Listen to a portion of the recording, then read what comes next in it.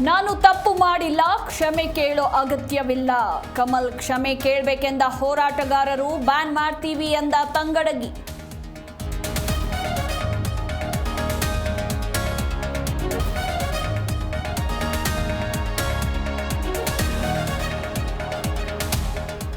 ಪ್ರೀತಿ ಇದ್ದ ಕಡೆ ಕ್ಷಮೆ ಗೌರವ ಇರಬೇಕು. ಕ್ಷಮೆ ಕೇಳಿದ್ರೆ ಕಮಲ್ ದೊಡ್ಡವರಾಗ್ತಿದ್ರು. ಬೆಂಗಳೂರಲ್ಲಿ ನಟ ವಸಿಷ್ಠ ಸಿಂಹ ಹೇಳಿಕೆ.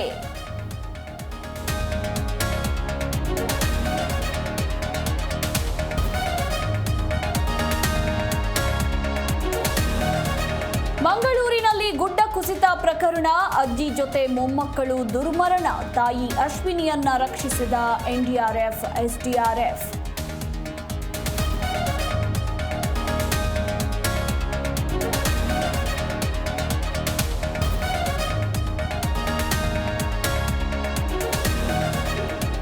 ಪಶ್ಚಿಮ ಘಟ್ಟದಲ್ಲಿ ಮುಂದುವರಿದ ಮಳೆಯ ಅಬ್ಬರ, ಹಿಡಕಲ್ ಜಲಾಶಯಕ್ಕೆ ಒಳಹರಿವು ಹೆಚ್ಚಳ. ನದಿ ಪಾತ್ರಕ್ಕೆ ತೆರಳದಂತೆ ಜಿಲ್ಲಾಡಳಿತ ಎಚ್ಚರಿಕೆ.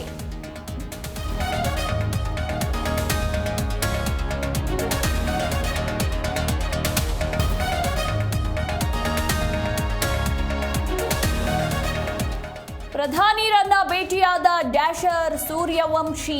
ಬೆನ್ನು ತಟ್ಟಿ ಕ್ರಿಕೆಟಿಗನಿಗೆ ಮೋದಿ ಆಶೀರ್ವಾದ, ಮತ್ತಷ್ಟು ಏಳಿಗೆಗೆ ಹಾರೈಕೆ.